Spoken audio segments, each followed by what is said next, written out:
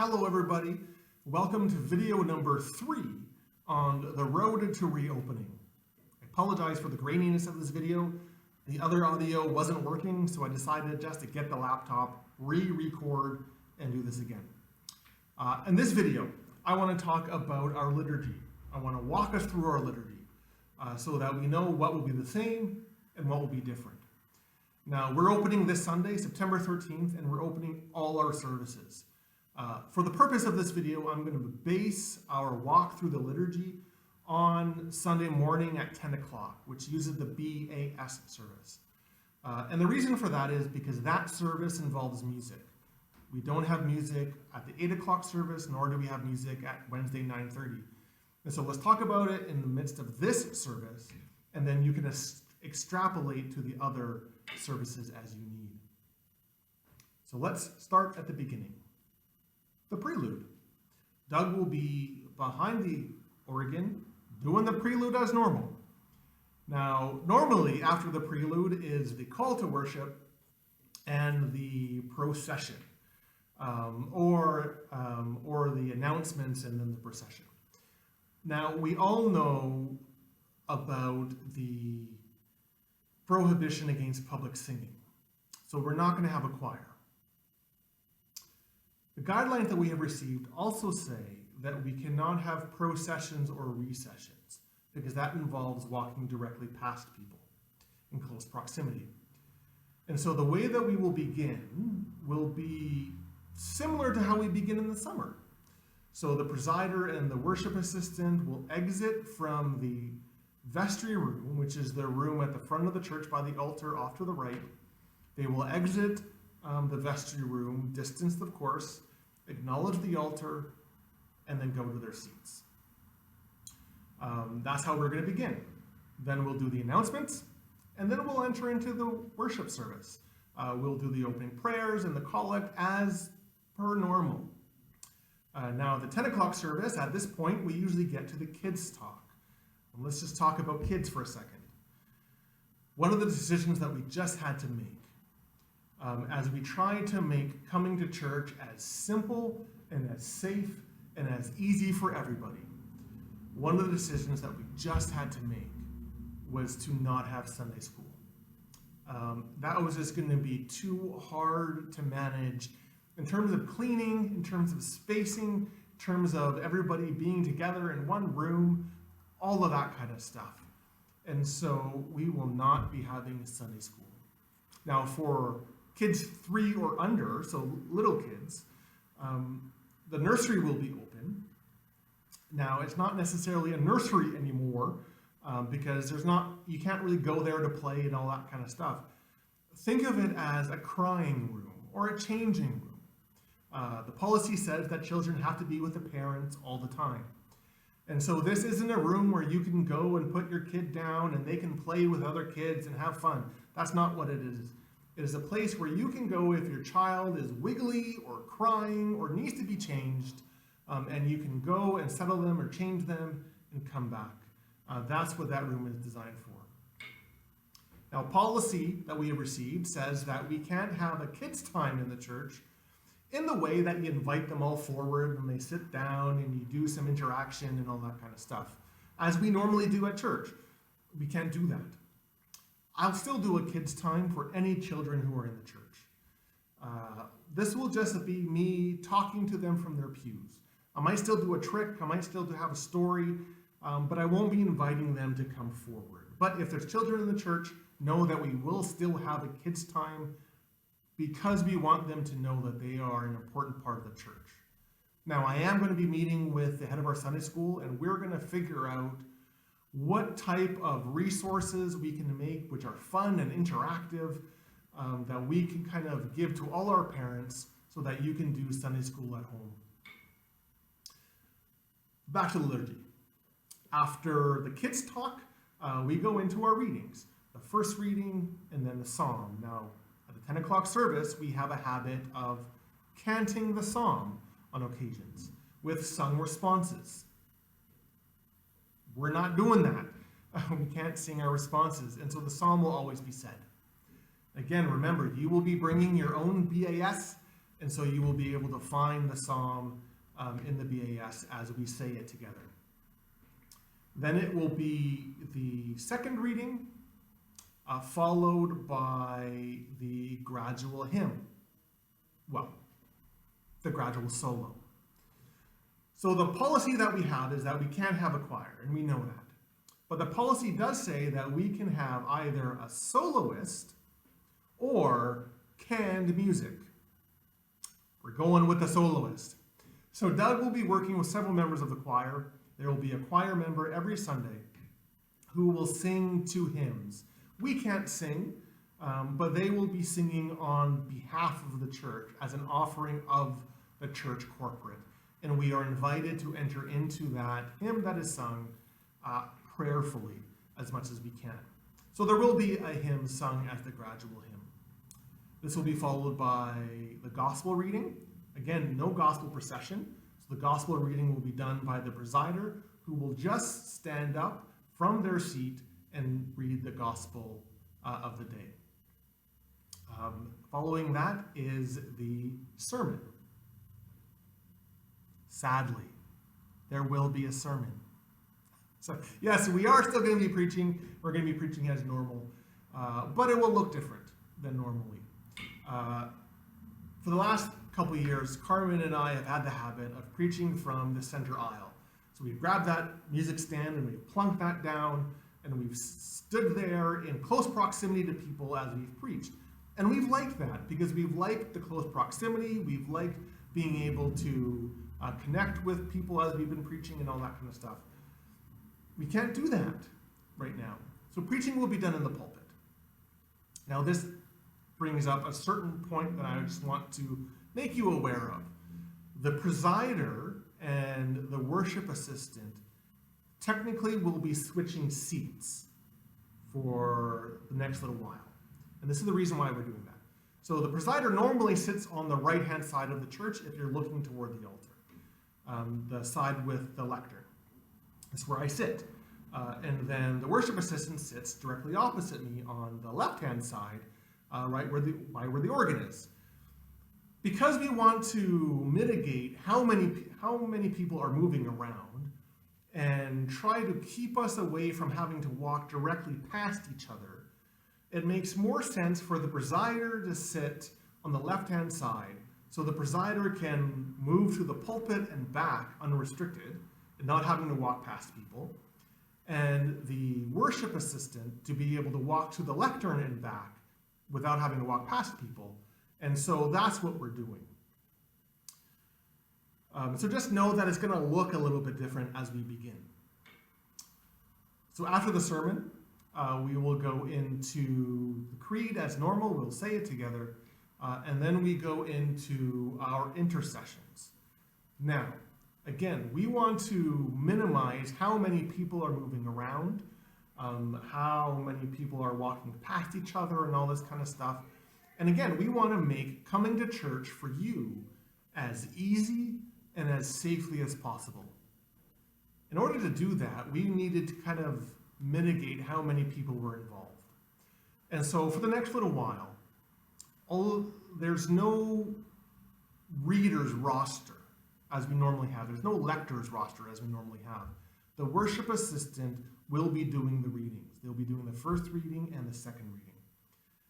There's also going to be no intercessors as we go along. The intercessor, the person leading the prayers of the people, will always be the person I call the extra clergy. So when I am preaching and presiding, technically Carmen doesn't have a whole lot to do. And so she will do the intercessions. When Carmen preaches and presides, I will do the intercessions. And again, this will be just for the first little bit, as we make church as easy and as safe for people to come to, minimizing how many people are moving around and doing something. As we go along, eventually, as first as we can, we're going to introduce readers again, and we're going to introduce intercessor again. That's kind of first priorities for us, but just know that that's how we're going forward first. And so there's the intercessions, followed by the confession and absolution, which will be done as per normal. And then we go into the offertory hymn. Well, the offertory solo. This is where the other solo will be. Now, you may have gathered, because we can't recess, that there's going to be actually no gathering of the collection. There's going to be no procession of the collection, nor procession of the bread and wine. Also, probably passing around a brass plate with everybody is probably not something that we should be doing. So, for the offertory, what we are doing is we have at the back of the church, right by the double doors in the center aisle, we've placed the offering plate along on a stand. When you come into church, because you'll be coming into church right at the back double doors, you'll be walking directly past it. If you give via an envelope, just place it there. Or if you give via change or cash, you place it in the plate when you come into church. Because we're not passing that back around. Nor are we wanting people to get up from their seats and walk to the plate and put it there. When you come in, please do that. If you give electronically, you don't need to worry about it. After the blessing of the gifts, the sides people will just take that away, put that away, and then the counters will deal with it as they need to on their own time and on their own schedule, and they have the protocols around that. Now, we need to talk about Eucharist. Before we get into the Eucharistic prayer, I just want to say two things. The protocols say that all of the elements that are going to be distributed, so all of the wafers that are going to be given to people, need to be covered at all times, right? And so there's a lot of different things that Carmen and I had to think about of how we set up the communion, but just know that the wafers will be covered at all times. So if you were concerned about droplets being kind of occurring during the offertory prayer or during the Eucharistic prayer, just know that that's always going to be covered. Now, that doesn't mean the wafers aren't going to be consecrated. We do think that Jesus can work through metal lids, so it's okay. The wafers will be consecrated as per normal, but they will be covered to protect them if people are concerned about droplets. Also, communion will be in wafer only. There's not going to be wine. Now, I want to say this. We know theologically, and it's firmly our belief, that communion is one action. So it's not two actions, you take the bread and you take the wine. It is one action, you take communion. And because of that, you aren't missing something if you don't have the wine. Spiritually, that is, in terms of receiving communion. You are receiving the fullness of communion and the full spiritual benefits of communion, even if you only have it in one kind. We have this phrase, to receive in part is to receive in whole. So just because you are receiving the wine only, that doesn't mean you are only having half of Jesus. You still are receiving the entirety of communion and receive the entirety of the spiritual benefits of communion. So please just recognize that. So how will communion be done? Well, we'll do the Eucharistic prayer as normal. And just for information purposes, just so you know, like the chalice will be there. There will be a small little bit of wine in the chalice, which the presider alone will consume. And that's just because, we don't want to not reference the words of institution as relating to the wine. We don't want to not have a chalice there. It makes no sense to elevate an empty chalice. And so that's just making that work a little bit and making that sense for us. And so the Eucharistic prayer will be as it always is, flowing into the Lord's Prayer, flowing into the words of invitation and the fraction sentence. Now, what used to happen is that the presider would then stand by the altar rail. People would come forward. Communion would be wonderful. That's not what's going to happen right now. So the protocols suggest a couple things. The protocols say that communion has to be done in silence. So the presider is only allowed to say the the communion phrase, the body of Christ given for you, once. You can only say that once. And that can be responded to once by the entirety of by the congregation. Thanks be to God, amen. Everything else has to be done silently. And so what will happen is the presider will walk out from the back of the altar and will walk to the chancel steps, so the steps right by the piano at the front. And communion will be done as a standing station there. And the reason we're doing that is to avoid the amount of time that people are walking around and to avoid people from having to manage stairs and brace themselves as they do the stairs and then walk through the vestry room or the altar guild room. There's a lot of just kind of movement and stuff going on there. So we wanted to minimize that. So a standing station at the front of the parish by the chancel steps by the piano. Congregation will come up, sides people will let you know when you can come up, and it will be done in single file, not two files, single file. And you will come and you will be wearing your mask and you will come to receive the bread. The presider will give you the bread. They'll be standing there with a ciborium and tongs, and they will give you the bread by taking the tongs, taking a wafer, and kind of dropping it into your hands. Not from a huge height, but just dropping it into your hands. And then you will take it. You will not consume it at this point. It will be easy to remember because you will be wearing a mask. And it's hard to eat a wafer when you have a mask on. You will then take your wafer in your hand and you will go back to your seat. Once you're seated, you can unhook your mask and prepare to receive the wafer. Now, I know people may be concerned about dropping the wafer, or if you drop the wafer, you can always get another one. That's fine. Or if you need somebody to go to you in your seat and give it to you there, we can do that too. But this is kind of what we're searching for. This is what we're working towards. The idea is that once everybody is back in their seats with their wafers, the presider will be able to then say that sentence, the body of Christ given for you, and everybody will be able to say, thanks be to God, and receive at the same time. And so that, I think, flows a little bit better, and I think that allows us to recognize a little bit that we are one body, for we all share in the one bread. Now, I do want to say, because we have to do this silently, the unfortunate part of this means that if anybody comes for a blessing, so for any children or anybody who doesn't want to receive that day, or those who are not baptized,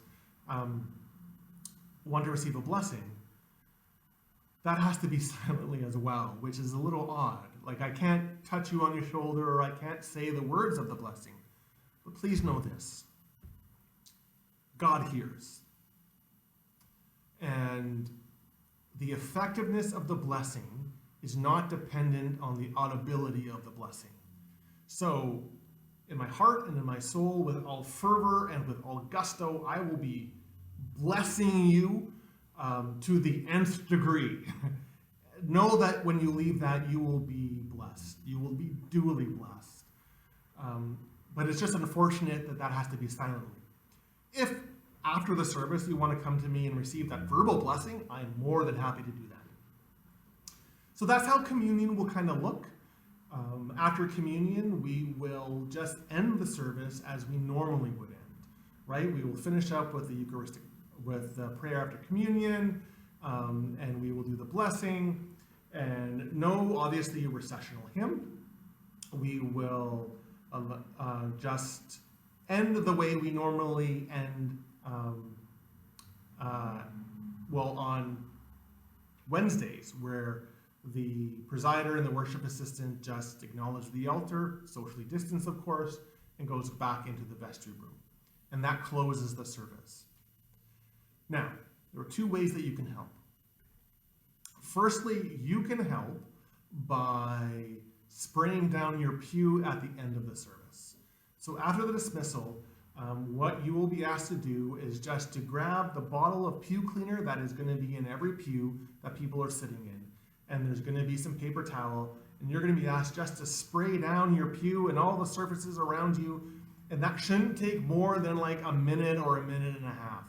And just wipe that all down.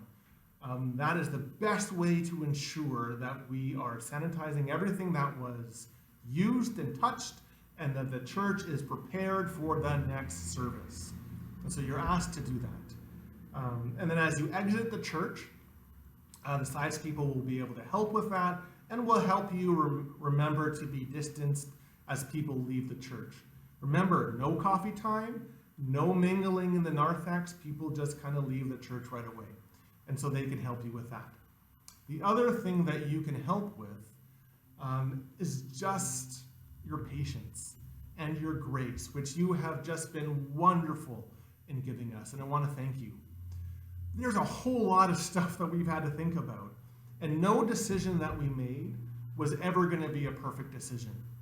And so we're going to continue to monitor this as we go along. And there may have to be some changes as we go along the way.